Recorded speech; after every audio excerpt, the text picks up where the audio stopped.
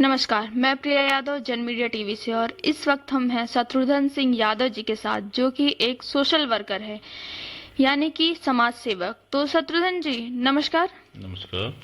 सबसे पहला मेरा ये सवाल है आपसे कि आपने इस सोशल वर्कर यानी समाज सेवक कितने सालों से स्टार्ट किया है, कितने टाइम हो गया आपको और कैसे सोचा आपको ये चीज करना चाहिए? जी, लगभग मुझे समाज सेवा करते हुए 18 से 20 वर्ष हो गए हैं और लगभग मेरी उम्र उस समय 18-19 साल की रही होगी, 19 साल की। तब से मैंने शुरुआत किया और हमने एक कुष्ठ रोगी से शुरुआत किया। कुष्ठ रोगी की स्थिति इतनी ही खराब थी, वो मेरे सामने आया तो उसने मुझसे पेट्रोल मांगा और पेट्रोल उस घाव में डालने के लिए उसने मांगा। जब मैंने उसे पेट्रोल दिया, मुझे पता नहीं था कि इसके शरीर में कहीं घाव भी हैं। जब हमने उसको पेट्रोल दिया तो उसने पेट्रोल को जो है अपने घाव में डाला तो उसमें बड़े बड़े कीड़े निकलना चालू कर दिए। ये देखकर मुझे बहुत ही आहत हुआ, बहुत तकलीफ पहुंची और उस समय से हमने निश्चित किया कि मुझे इसका इलाज करवाना है और हमने उसका इलाज भी करवाया और पूर्ण रूप से ठीक भी हो गया, बिल्कुल स्वस्थ हो गया। तो 18-20 साल मुझे समाज सेवा करते हुए हुआ है। अच्छा, तो इसकी प्रेरणा आपको कहाँ से मिली कि आपको ये काम करना चाहिए, लोगों की सेवा करनी चाहिए? प्रेरणा तो मुझे अपने पिता से मिली। हमारे पिता स्वर्गीय शंकर लाल यादव जी, वो मैं बचपन से ही उनको देख रहा था। उनकी समाज सेवा में बहुत ही रुचि थी। सदैव वो लोगों का सहयोग किया करते थे। जो भी उनके पास फरियाद लेके आता था, अपनी समस्या लेके आता था, तो वो उसका हल जरूर निकालते थे, उसका सहयोग किया करते थे। और ये देखकर मैं बहुत ही प्रभावित हुआ। तभी से मैंने भी निश्चय किया कि मैं भी आगे चलकर समाज सेवा ही करूंगा, क्योंकि समाज सेवा, लोगों का सहयोग करने के बाद जो अनुभव मिलता है, जो खुशी मिलती है, शायद लाखों करोड़ों रुपए कमाने के बाद भी ये खुशी नहीं मिल पाती। और तब से मैं ये समाज सेवा करता आ रहा हूं। जी। अच्छा, तो आप इस समाज सेवा सिर्फ क्या अकेले करते हैं या आपका कोई ग्रुप है? आपका लोग कितना सपोर्ट कर रहे हैं? आपके बाहर से भी मतलब सपोर्ट मिल रहा है, आपके दोस्त और कितने सारे लोग हैं आपके साथ? जी, हमारी एक टीम है। एक नहीं, हमारी 2 टीम है। एक तो हमने आराध्या अलीना, हिंदू मुस्लिम लड़कियों का, आराध्या मेरी लड़की है, अलीना हमारे मित्र अमीन उद्दीन की लड़की है। तो हमने हिंदू मुस्लिम एकता का भी एक प्रतीक रखा है। तो आराध्या अलीना फाउंडेशन बना रखा है। इसमें भी लगभग 20 से 25 लोग काम कर रहे हैं। और एक जय हिंद टीम बना रखा है। तो जय हिंद टीम में भी लगभग 25 से 30 हमारे साथी जुड़े हुए हैं। तो 2 हमने बना रखा है। दोनों अपने अपने स्थानों पे अपना अपना काम करती हैं। तो सभी लोग हमारे साथी, हमारे सहयोगी मेरे साथ हैं। और बाहर से तो मुझे फिलहाल बहुत कम ही, ना के बराबर सहयोग मिलता है।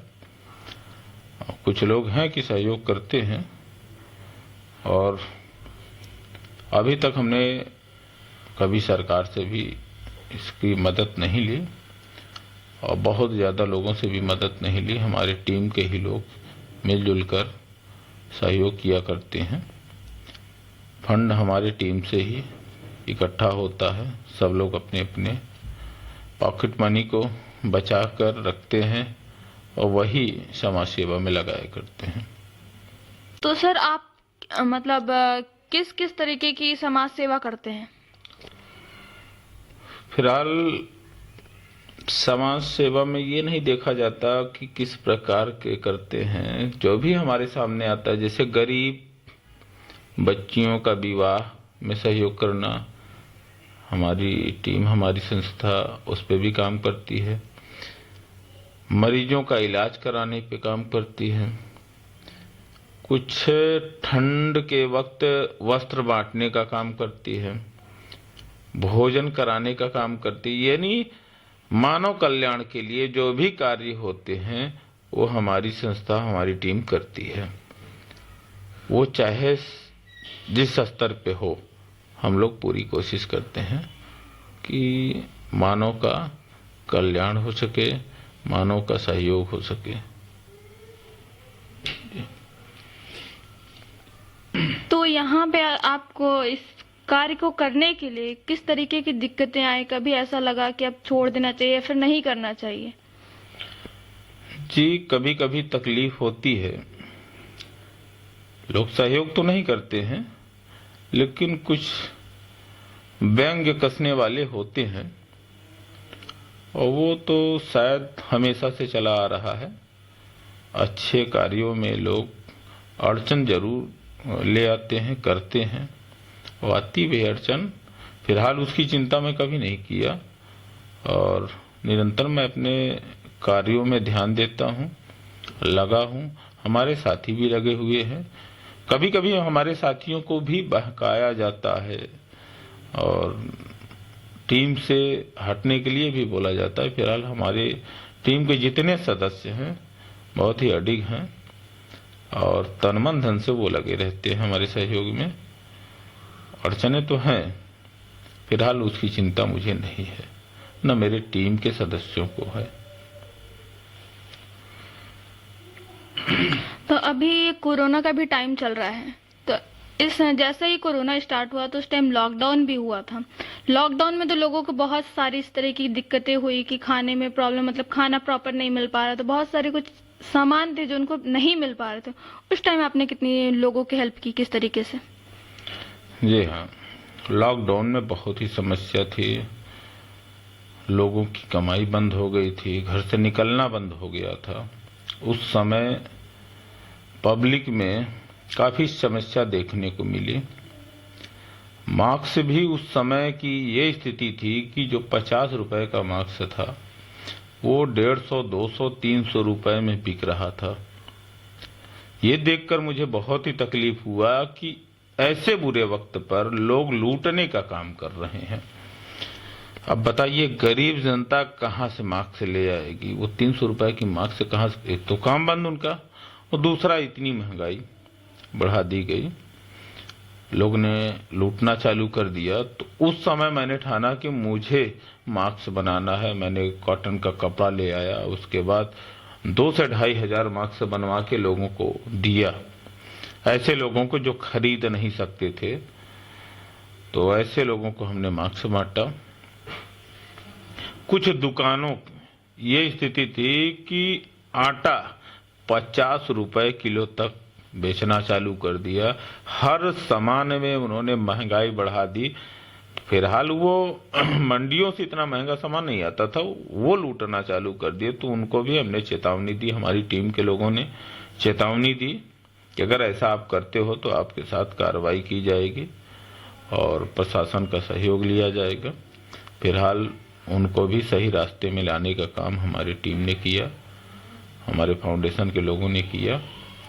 उसके बाद पूर्ण रूप से लॉकडाउन लगा तो भूखमरी की भी स्थिति आ गई थी। कुछ लोगों को खाने की दिक्कत होने लगी। तो उस वक्त हमारे सहयोगी कुछ खाने की पैकेट, कच्चा राशन हमारे पास भेजे।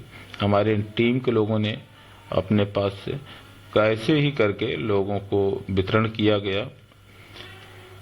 उसके 15 दिन बाद, जब 10 से 15 दिन बाद जब लोग अपने अपने घरों को वापस होने लगे, जाने लगे, मुंबई से, दिल्ली से, तमाम जगहों से जब वापस जाने लगे, तो ये स्थिति हुई कि रास्ते में उनको पानी पीने तक का सुविधा नहीं था। खाने की तो बहुत दूर की बात है, लोग पानी भी नहीं पिलाया करते थे।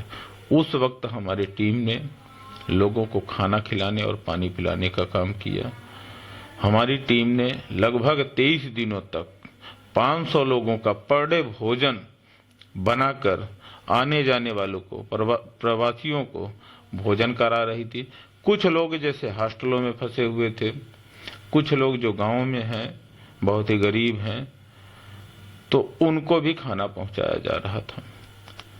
उस समय बहुत ही तकलीफ स्थिति में लोग गुजर रहे थे, देखकर भी बहुत ही दुख हो रहा था। एक घटना मैं आपको बताना चाहूंगा। फिलहाल मैं सोशल मीडिया में अपना वीडियो अपलोड करता था, उस समय लाइव चलाया करता था, जिस समय मेरा खाना बना करता था, स्थान का नाम बताया करता था, मोबाइल नंबर दिया करता था, अपना पता देता था जहाँ पे हमारा भोजन बन रहा है। मुझे सरकार से परमिशन भी मिला था भोजन बनाने के लिए। तो एक दिन की ये स्थिति आई कि एक लड़का मेरे पास फोन करता है रात को 9 बजे, बोलता है कि सर क्या आपके यहाँ खाना मिल जाएगा। उसकी बोलने की जो स्थिति थी देख समझ सकता था मैं कि बहुत ही बुरी हालत थी। ऐसा लगता था कई दिनों से वो लड़का भोजन नहीं किया है। तो हमने कहा हाँ बेटा मिल सकता है, लेकिन फिलहाल तो अब तो खाना हमारा खत्म हो चुका है, सुबह से मेरा चालू होता है भोजन। सर वो बताता है कि सर मैं कई दिनों से भोजन नहीं कर पाया हूँ, तो थोड़ा बहुत कुछ मिल जाता वही खाता हूँ, मार्केट बंद भी है, पैसे भी हमारे पास नहीं है। तो मैंने उससे कहा बेटा आप तुरंत आ जाओ, रात को 9 बज रहा था, मैंने कहा तुरंत आप आ जाओ, अभी मैं आपको भोजन बनवा के देता हूँ। तो उसने बताया कि मेरे साथ 28 लोग हैं, हॉस्टल में फंसे हुए हैं। तो हमने कहा ठीक है आप आइए, 28 लोगों को मैं भोजन बनवा के देता हूँ। फिलहाल उसने कहा कि सर अब रात में आने में मुझे दिक्कत होगी, मैं किसी तरीके से काम चला लेता हूँ, लेकिन सुबह सर मुझे भोजन अगर जल्दी मिल जाता तो बहुत अच्छी बात थी। हमने कहा बेटा जितनी जल्दी आ जाओगे उतनी जल्दी आपको भोजन मिल जाएगा। बाकी दिनों तो हम लोग 6 से 7 बजे से भोजन बनाना चालू करते थे, लेकिन उस दिन हमने 4 बजे से भोजन बनवाना चालू कर दिया, क्योंकि मुझे लग रहा था वो 28 बच्चे बहुत ही भूखे हैं, बहुत ही बुरी स्थिति में हैं। तो सुबह 4 बजे से हमने भोजन बनवाना चालू किया, 9 बजे तक हमारा भोजन बना। जब वो लड़का आया उस समय पूड़ियाँ निकल रही थी, वो जब लड़का आया उसकी स्थिति देखकर वो अपने पेट को सुलाते हुए उसका निगाह मात्र पूड़ी पे थी। मेरा लड़का इस चीज को देखकर रोने लगा और मैं भी वही देख रहा था जो मेरा लड़का देख रहा था। मेरे भी आंखों में आंसू आ गए, बहुत ही दुख हुआ। तो हमने ठान लिया, इरादा तो हमारा मात्र 1 सप्ताह 10 दिनों का था चलाने का।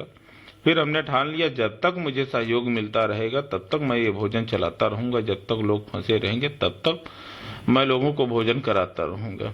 उसी समय उस लड़के को भोजन कराने के बाद 28 लोगों को भोजन पैक किया और दिया। उनका बेटा आप ले जाओ, अब पर डे आपको आना है, जब तक आप फंसे हो मेरे यहाँ आके आप भोजन ले जा सकते हो, आपको पर डे मिलेगा भोजन। तब से हम लोगों ने ठान लिया। भोजन हमारा 23 दिनों तक चला। हमारे साथियों का सहयोग रहा, कुछ बाहर से हमारे मित्रों का सहयोग मुझे मिला। जब हमारा और पैसे घट गए और समस्या आने लगी तो हमने अपनी बाइक तक बेच दी। हमने बाइक बेच कर भोजन कराया लोगों को। हमारे पास भी समस्या आ गई थी, मेरे पास भी पैसे कम पड़ गए थे, तो मुझे अपनी बाइक बेचनी पड़ी। समाज सेवा करने का एक ऐसा नशा है कि कभी कभी मैं अपने बच्चों का, अपना परिवार और खुद का भी ध्यान नहीं दे पाता, लेकिन अच्छा लगता है। एक अजीब सी एनर्जी शरीर में मिलती है समाज सेवा करने पर, और बहुत ही सुकून दिल को मिलता है किसी का सहयोग करने पे। तो इस पे देश का विकास कैसे होगा, इसके लिए आप सरकार और देश की जनता से क्या कहना चाहेंगे?